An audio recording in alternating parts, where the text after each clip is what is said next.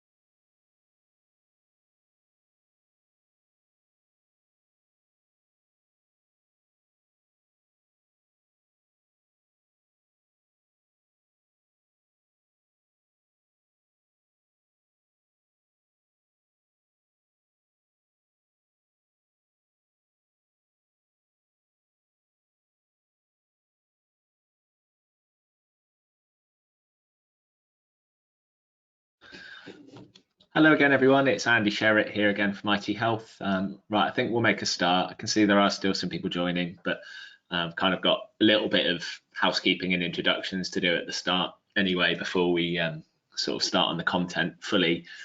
So you can see we've got some familiar names and faces on the webinar. So a lot of you will already know me, but for those that don't, it's Andy Sherritt, and I'm the Head of Business Development here at IT Health. Joining me for today's webinar from Sophos are Jonathan Lee, who's the Director of Public Sector Relations at Sophos, and John Hope, Senior Sales Engineer. Just as an audio check, guys, can you say hello? Hello. Hi there, good afternoon. Great, thank you. So yeah, before I hand over to Jonathan and John, just a couple of housekeeping points, as I said.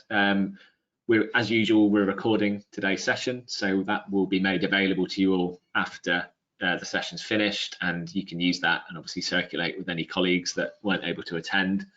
And again, as usual, in terms of questions, then we'd encourage you to ask those as the session's going along. Just use the question panel, which is normally on the right-hand side of your screen. I'll be monitoring those questions as they come in, and we'll sort of get round and answer those towards the end of the webinar. So today's session is all about Sophos Synchronized Security and really how this benefits NHS customers with specific reference to the NHS Secure Boundary solution.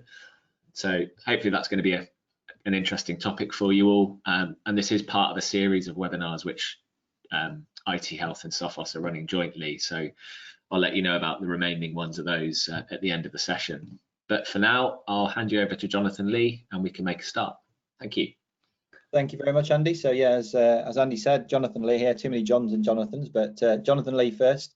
So as Andy said, I run our public sector team. So I have a team of account managers that look after you as Sophos customers, as I'm sure most of you are. So as Andy mentioned, today's presentation is to cover synchronized security, which a lot of you have probably heard about before, but we're going to look in the context of automating protection around either using it in a complementary way to the NHS Secure Boundary solution, or also as an alternative. So everything we show you this afternoon can be done in two separate ways, and my colleague John will run through a lot of that as we walk through the presentation. So by way of an introduction, I guess let's have a look at the NHS Secure Boundary and what NHS Digital are promising through it.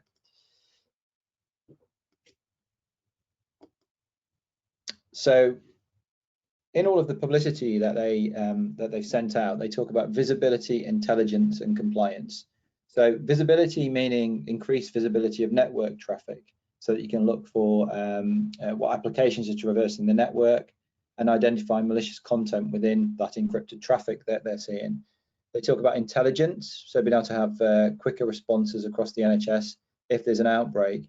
and then compliance, especially in relation to the DSPT or Cyber Essentials Plus. So all of that sounds good, but all of it is already available for customers that are using Sophos' Synchronized Security platform.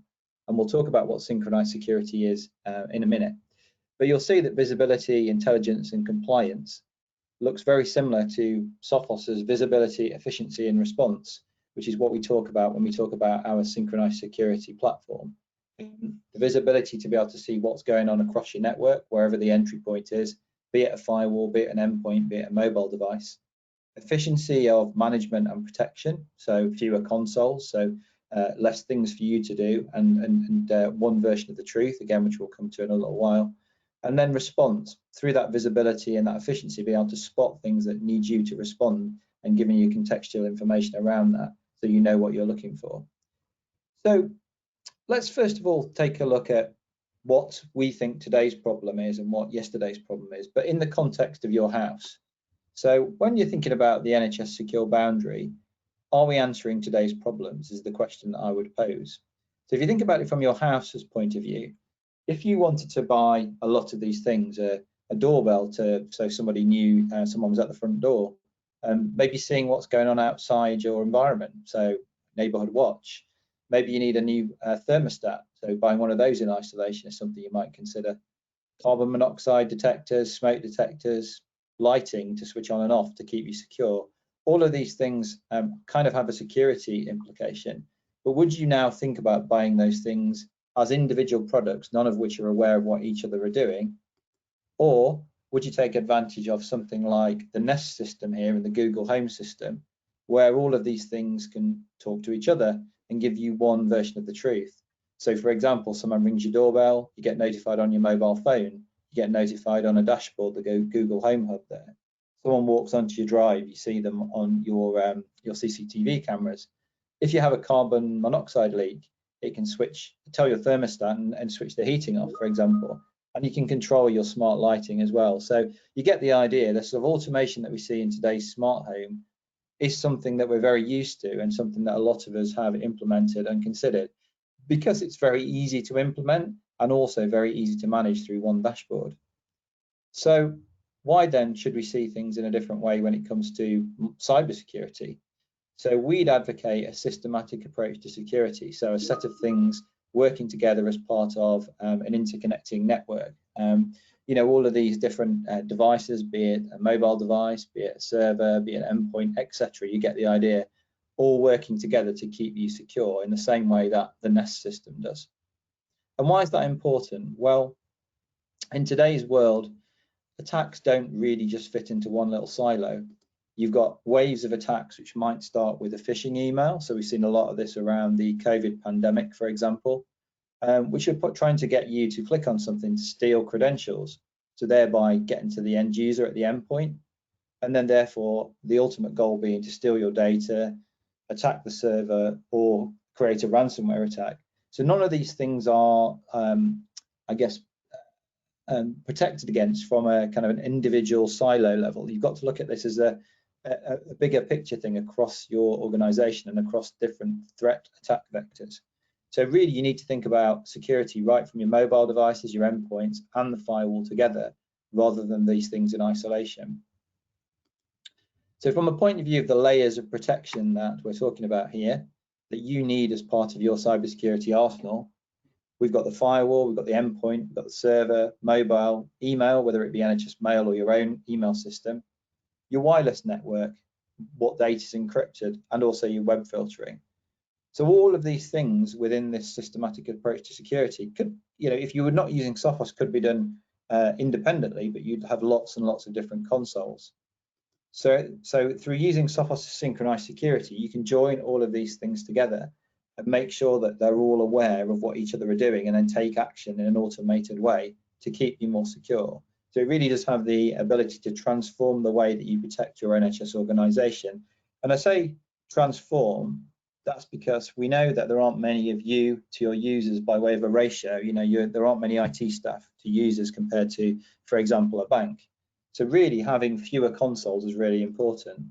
So what this gives you, the Synchronized Security solution, is one management console without the need to create any reporting servers, and therefore one source of the truth. So it's much easier to get to that source of the truth and find out what's going on behind a threat, and then take action to keep yourselves protected or remediate against future threats.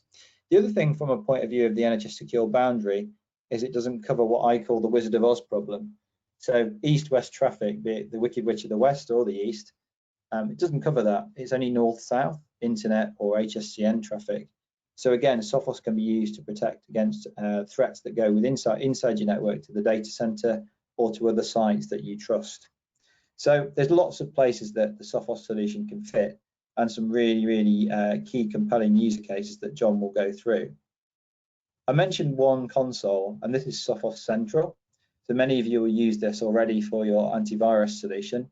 So the endpoint and server protection, where Intercept X, etc., is managed from within. But you can also protect assets that are in the cloud. So as many people have moved assets into the cloud through the COVID pandemic, you can then protect that as well and look at the security posture of multi-cloud environments. But also, as we're going to talk about today, you can manage your firewalls from that Sophos Central console to make sure that you've got a view of what a user's doing wherever they are from a network perspective or an endpoint perspective.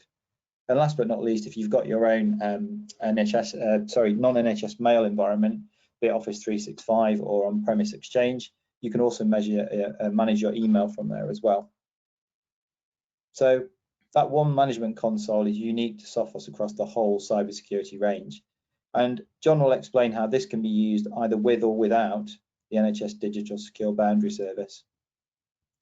The other thing to think about is threat analysis as well, that threat intelligence. So Sophos has got the best threat intelligence in the industry in terms of looking at things like our endpoint detection and response technology, which is very easy to understand, and there's about to be a new version of this come out, which makes it even more compelling. So you can use this alongside Defender ATP, or instead of, in fact, and just let NHS Digital look at the feeds that Defender ATP sends out. If you want to take that one stage further, you can look at our managed threat response technology as well. So managed threat response is where Sophos watches your back, watches your network, and does a proactive threat hunting around your organization to see whether or not there are any threats lurking there that could cause you a problem down the line. So that's me for now. That's the introduction. Just thinking about why you might need a systematic approach to security, east-west traffic, and then ease of use through one management console. So what I'm going to do now is pass over to John, who will introduce himself and then take you through the presentation from here on in. Thank you, John. Fantastic. Thank you, Jonathan. Hi there. Yep. So good afternoon, and thank you everyone for joining. By way of introduction to me, my name is John Hope. I'm one of the senior sales engineers at Sophos. I look after our top tier partners in the UK and Ireland. And as Jonathan's already mentioned, it's my pleasure to take you through the story of synchronized security, or really how the cybersecurity industry is evolving to combat new threats. But what we'll do is we'll start out by looking very quickly at what we like to call the threat landscape, and just see how the cyber criminals are really evolving and how they're changing their tactics. So of course we all know that the threat landscape is constantly changing and constantly evolving. And of course, given that you've come to a security session, I'm sure you're already aware of the fact that we see an enormous quantity of malware out there. If we could extrapolate this graph back into the past, you would see a real sea change in the quantity of malware that's out there. But of course, it's not just about the quantities of malware that are out there. It is also about the intent and the designs that cyber criminals have on how to leverage their malware techniques. And that's really where the evolution has happened. You know, we've seen a shift from geeks out geeking other geeks and just doing silly things to target computers, like changing the cursor or turning the screen upside down. And we've seen the rise of things like ransomware, which cause serious implications to organizations of all different sizes. I won't labor too long on the successes of the cyber criminals, but one thing I did want to highlight to you before we move on is these are some of the findings that we had from a recent survey we conducted of 3,100 network admins worldwide. And it astounded us to find out that 51% of the people we spoke to had experienced some kind of ransomware outbreak on their network in the last 12 months. The average was 2, the worst was 8.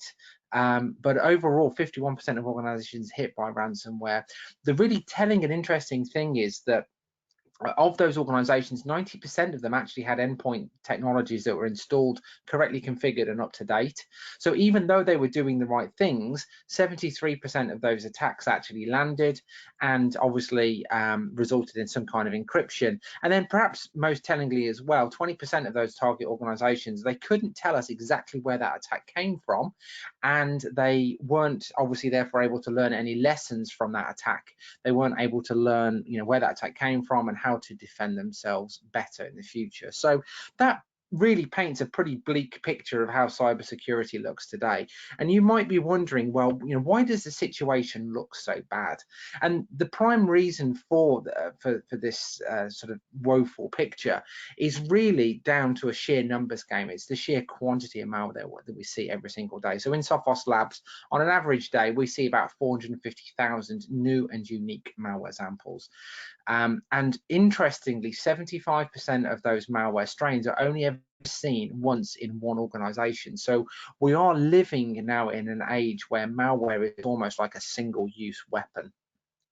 And it means that as a cybersecurity industry that we have to go through a revolution, and those seeds have already started, and you'll see as we go through the presentation how we're looking to evolve the way that we respond to cybercrime. And it starts by operating a layered defense. So this is probably a model that you're quite familiar with, this concept of having multiple different products securing your network in multiple different places.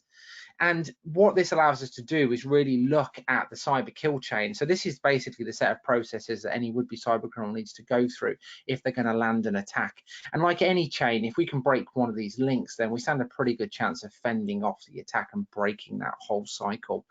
And we can deploy traditional techniques in the pre-breach area by looking at things like firewall technology, email filtering, and then post-breach by things like traditional antivirus scannings and looking at some potentially more advanced techniques like EDR and anomaly detection. And this leads me quite nicely onto the fact that really next gen is not a nice to have anymore. Next gen really is a must have, because we see 450,000 new malware samples every single day. We can't rely on traditional antivirus that essentially relies on a security vendor having seen an attack before the victim does. We need technologies like InterceptX that can actually respond by themselves automatically when the worst happens and we see a piece of malware, because we can't rely on our security vendor, whoever it is, to have seen this attack before, because as I've already pointed out, in 75% of cases that malware is only ever seen in one organization. So hopefully all of that isn't news to you, and if not already, that you're certainly considering becoming a next gen protected site. But what I want to introduce to you now is not so much next gen, but also what's now just around the corner, the next big thing, if you will, in cybersecurity. And we believe at Sophos firmly that the next big thing in cybersecurity is this concept of cybersecurity as a system. Basically having individual products not working in isolation, but actually coordinating their intelligence and then also responding automatically. And we believe very passionately in the approach of synchronized security for the two reasons that you can see on the screen now. The first being, we believe by coordinating our defenses together, we can offer our customers an unparalleled level of protection, and we can automatically and significantly reduce the amount of time it takes to respond to an incident when things go wrong. In other words, we can achieve things that you simply couldn't do if you had, for example, your firewall and your endpoint from different vendors with no level of coordination at all. Now, the focus of this session is all about the firewall.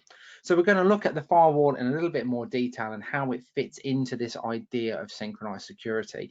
We're going to start with a real basic here, a firewall 101. So what is a firewall and where does it sit in my network? Well, I mean, technically speaking, a firewall sits between the boundaries of two different zones of trust. But what that tends to mean in reality is that the firewall is intended to sit at the edge of your network, and it is designed to assist in providing connectivity to the internet. It's there to provide connectivity via site-to-site connections to other satellite locations. or in the case of healthcare, a dedicated internet provider. And it's also there to assist in connecting in remote users via VPN technologies. But it's not just there to provide and facilitate connections. Of course, it is there as a point of control. It's designed to decide what is allowed in and allowed out of the organization, and to provide scanning for those traffic types which are allowed to pass through, to make sure that nothing malicious is going on inside of those transactions. What we found out is that firewalls can be better. So again, from the same survey of 3,100 network admins, these are the top customer complaints. These are the things that those network admins called out that could be better about their firewall. So they were complaining about a lack of visibility, the lack of a capability to really understand what's going on in their network, the lack of efficiency. So not having enough time, not having enough resources, and the firewall giving them extra tasks to do that they just don't simply have time to cope with. And then a lack of response. So an inability to contain a threat when things start to go wrong. And this is where we believe passionately that firewalls can be better. And we believe that firewalls can be better if they're working together alongside things like the endpoint technology. So let's have a look at synchronized security, and let's see how it solves some of those challenges. And we'll look first of all at the challenge around visibility. Without calling out all of the issues, the biggest problem with visibility is the inability to account for bandwidth usage. So 43% of traffic on average is simply unaccounted for in an average network, and that can be for a plethora of different reasons. It could be, for example, that the traffic is encrypted and the firewall's not configured or geared up to inspect that encrypted traffic. But it often comes down to the reliance of network bandwidth consumption and reporting, basically relying on signatures, a bit like the way we talked about antivirus just a few moments ago. Security vendors are obliged to create a signature for every single application that's out there. And of course, we all know, if you think about the number of applications you've used just during the course of today, that number is going to be huge. And those applications are constantly changing and constantly evolving, because application vendors, they want to add new features and new functions, and that will often change the underlying signatures. And it means that the security vendor signature is then rendered useless because the underlying application has changed.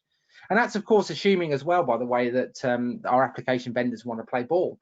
If I'm creating a malware application, for example, then it would probably be within my interest to constantly change the signatures of that application, because I want to evade capture and control using techniques just like this.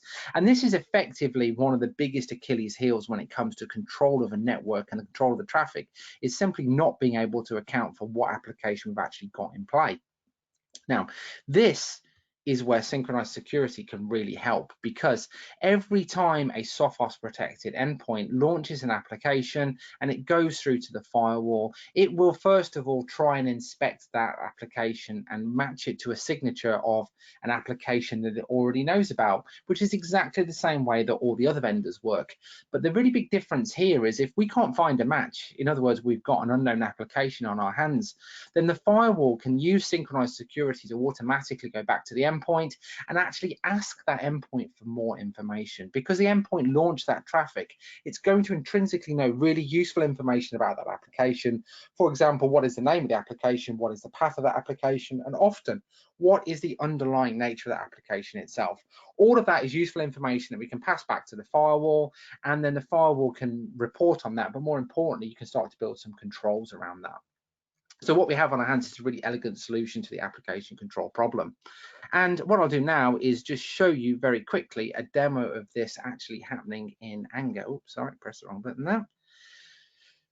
Okay, so what we've got here is a Sophos XG console, and what I'm going to do is open up the application filter rules here. And what I've got in place here is a rule that says that no gaming is allowed on my network. So I've denied all of this list of games here that the XG already knows about.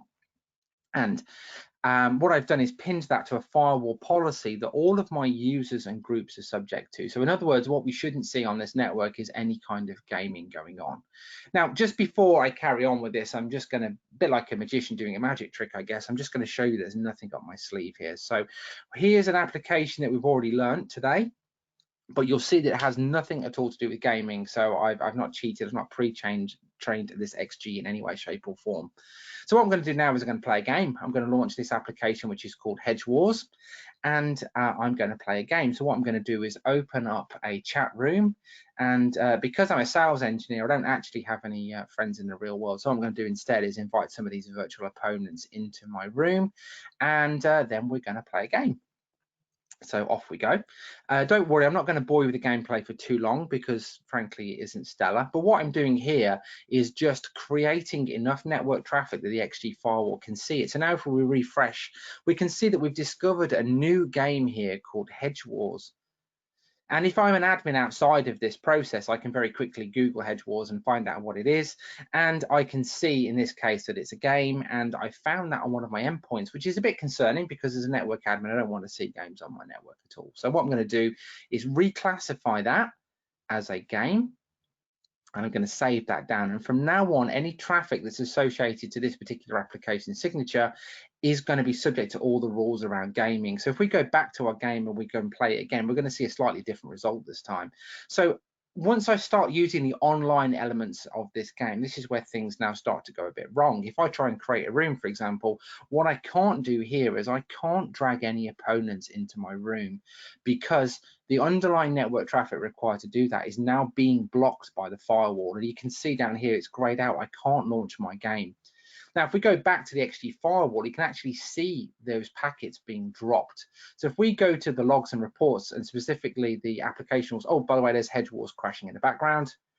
Because I cut it off on the internet, eventually it keels over and dies. But behind that dialog box, what you can see is traffic coming from that IP address internally going to the outside world is being blocked by the firewall because it matches that signature of Hedge Wars. So what you've seen there really quickly is me discovering a new application in my network and putting a rule in place to block it. And of course, that's a worst case scenario where the system didn't know for itself that was a game and it needed some manual intervention. The reason I chose that as an example is it's much easier to see the before and after because I had to reclassify that. And often in many cases that will actually happen automatically. But it doesn't make for a particularly compelling demo because there's no before and after. Of course, it's not just about blocking stuff we don't want to see as well. If that happened to be a mission critical application, then what I could do instead is create a rule and policy to say that actually I need to use that and it should be prioritized. So it's not always about blocking stuff. But overall, what we've done there is you can see we've improved our situation and we can now really classify up to 100% of traffic coming from Sophos protected endpoints. So what we'll move on to next is efficiency. So the main issue here around the fact that IT admins feel largely under-resourced is probably because they end up having to manage multiple different consoles. So if you're running consoles for your email, for your firewall, for your mobile control, for your endpoints, for your servers, for your public cloud, then you end up with a plethora of consoles very, very quickly. And one of the sort of key ideas around synchronized security from Sophos is really getting rid of all those different consoles and instead replacing it with a single console, which is Sophos Central, that can run pretty much your entire security estate. So using the power of Sophos Central, you can maintain and control your endpoints, your servers, your firewall, your mobile control, your wireless. You can launch user training exercises from inside Sophos Central, and it will equally work effectively in the public cloud as well. And what that's doing is just dispelling all of that noise, offering up a single source of truth, but most importantly, making you much leaner and much more efficient when it comes to managing your security estate. And that leads me on to the final key issue here, which is around response. So remember those network admins called out response as an issue. The fact that the firewall and the endpoint were both busy doing their own things and not actually coordinating their defenses together in any way, shape or form. Probably for a number of different reasons, but the main one, of course, being that typically these products are selected from different manufacturers and vendors, and there's no communication between the two things happening at all. And we, of course, believe that you can do better security by linking those two products in together and having them work together as a system. So here's a little illustration about just one way that synchronized security can help when it comes to responding to an incident. So what we've got here is on the right hand side, we've got a bunch of Sophos protected endpoints. Now let's just say for argument's sake, oops, sorry, I've done it again, go on, press the wrong button. Let's just say for argument's sake that one of those devices somehow becomes compromised. Oh, sorry, the build's not working on that, how awkward. So one of these little endpoints here could end up with some kind of security issue, and the security heartbeat, which is represented by these green dots here, will change automatically to a red status, and that indicates to the rest of the system that this device has some kind of problem with it. And the firewall can respond by changing its security stance towards this endpoint and blocking it off from access to the internet, blocking it off from other network segments like servers, and that's going to pin down that potentially infected machine. And it's largely going to cut the cyber criminals off at source, because of course if you cut the internet off to this device, then you're preventing the cyber criminals from carrying out any further instructions to that device, and preventing it from carrying out any further actions. But what will also happen as well is these endpoints here above and below it, Jonathan talked about east-west traffic, and that's something we see an awful lot of when it comes to ransomware in particular. Most modern ransomware packages will immediately try to look left and right and try and find other potential victims on the network. And obviously that takes a fairly minor outbreak on one machine and takes it into the realms of potential sort of panic causing, where you've got multiple devices all being encrypted and you're losing control of your network very rapidly. And that simply doesn't happen with synchronized security, because Sophos Central will go back to all of those endpoints and say, hey, what we've got here in the center is one endpoint which is infected in some way, and I don't want you to accept communications from there. So the idea here is, even if that traffic is not going through the firewall, that all of our other devices are being told not to communicate with that device over there, because we know it has a problem, and it stops ransomware and other flavors of malware from spreading instantaneously or practically instantaneously. We're pinning it down, we're stopping that spread, we're containing the issue, and we're keeping it at bay until we can solve that problem. So sounds great in theory, but again, let me show you very quickly a little illustration of this working in anger. So what we've got here is a Sophos protected endpoint, and you can see the big green tick at the top there is just indicating to the rest of the system that this device is perfectly healthy. Now, typical workflow of a user is the first thing they do in the morning is they come and check all of their emails, and what we've got here is a newsletter from a popular theme park. I can click on there, and what I'm really doing more than anything else is just illustrating to you that at the moment we have internet access, so you can see that I can get online. Next one down is I've got an invitation to access some company documentation on a new file share. So this is just illustrating that I can access that file share, and that could either be internally on the same network segment, or it could be the other side of the firewall. It doesn't really matter, but what I've got here is just showing you that we've got access to those servers. And then we've also got access to a dashboard here. So this is a sales dashboard that you might find over the top of a call center, but this could be any kind of RDP connection to maybe a public display system. I'm just going to illustrate that that is currently working. And again, I've got access to that resource, which is what you'd expect, because we know that this device is healthy. However, things are going to change, because if we go back to the email, then the last item on our to-do list today is an email from the HMRC indicating a tax refund. Now, that's of course very exciting. I suspect that many of you are smiling wryly, because you know already that this is a phishing attack, but this is the kind of stuff that users fall for. So we're going to do all the wrong stuff here. We're going to enable the active content, and actually what we've done there is invited ransomware into our system. But you saw their InterceptX detecting that very quickly, shutting it down. The heartbeat at the back, that you can see that red exclamation mark, threat detected. The security system is now responding automatically. So if we try to get online, the firewall is now preventing this potentially compromised machine from accessing the internet. It's also preventing us from accessing that internal file share as well. So we're stopping that malware from spreading around the rest of the network. We're preventing access to that resource. And the same is also true of that RDP connection as well. So we're pinning that thing down, we're stopping that malware spreading around, and it's going to stay in that state until we fix the problem. But fortunately, Sophos Central is busy cleaning up that issue in the background. So if we're patient and wait long enough, you'll see that red exclamation mark will turn back to a green tick, indicating the device is now healthy again. And there we go. So now we know the device is fixed again, those walls get torn down, and we can allow this device to get back into production. So if we want to get back online, we can do that. Now we know that the device is healthy, it's very welcome to get back online again. And the same is also true of those internal resources as well. So now the threat has passed. If we want to access those files, if we want to access that IDP connection, you can see that all of those levels of access have been restored. But just do bear in mind, all the time where we thought this device was potentially compromised, we were shutting down all of that access. And there's no fancy editing going on here. This is all very much in real time, so that you can see how quickly the system responds all by itself to an issue. Now, of course, at Sophos, we tend to labor on the idea of the endpoint and the firewall talking to each other, but that's not the only example of synchronized security.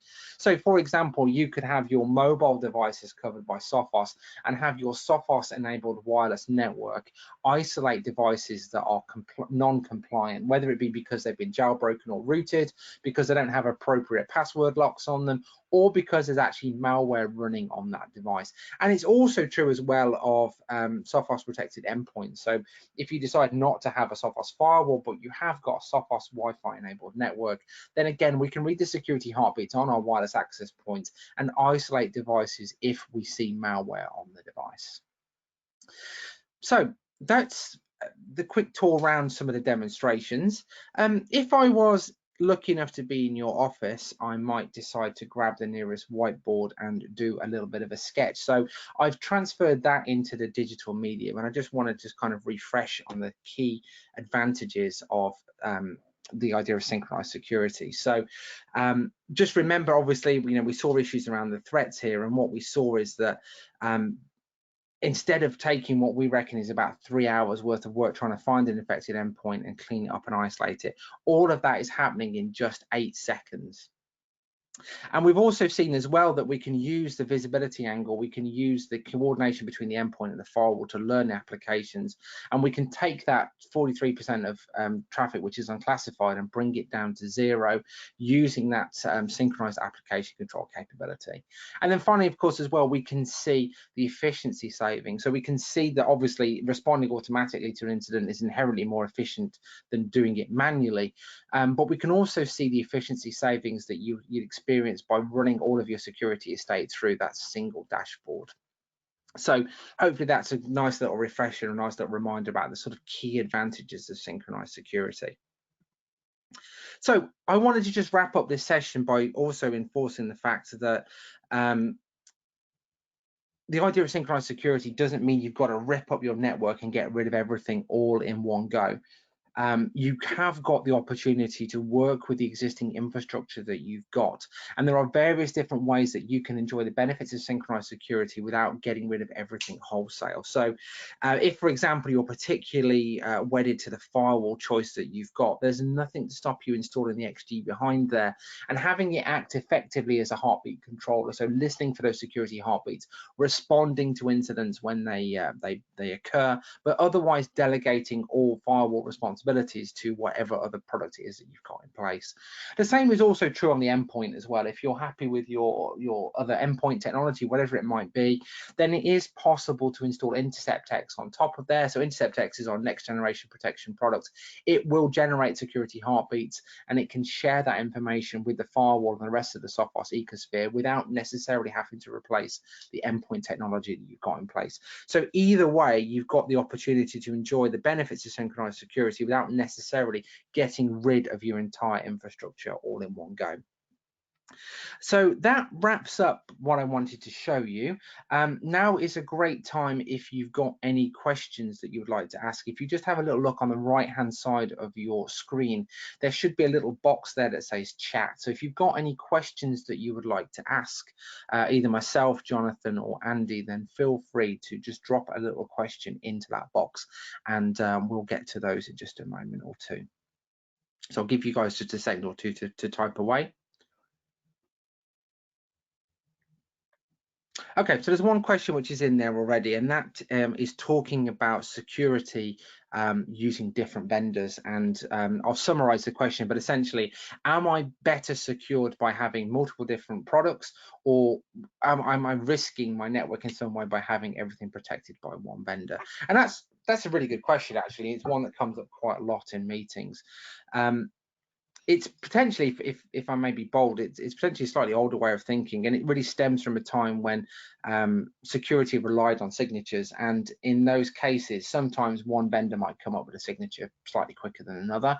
And the idea is, if you've got different vendors, say at your firewall and your endpoint level, then maybe one of those vendors might be quicker off the mark and you might be better protected. But now signatures tend to come out pretty much at the same time for every vendor, and now really when you're selecting security vendors, you should be looking at things like the ability of the endpoint to work out for itself whether it's got malware on its hands, using things like machine learning. And also we believe as well that the advantages of having cybersecurity that works together as a system probably out trumps any kind of advantage you might have by having different vendors. So, you know, obviously this coordination, this automation of defense, you can't experience that through having different vendors.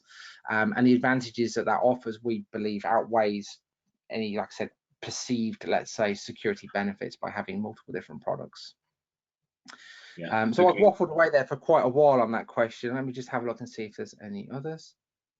We've got, hi, thanks for that, John. It's Andy Sherritt here again from IT Health. We've got some nice feedback there from Paul, so thank you, Paul. But yeah, definitely agree with what you said there around, you know, simplified by having a single pane of glass to manage your security. I think, you know, we're working in a healthcare environment where we know that resources limited, so certainly the benefit of being able to manage multiple products within a single dashboard and have a lot of this stuff automated, so it kind of self-isolates. There's a lot to be said for that, I think, as well.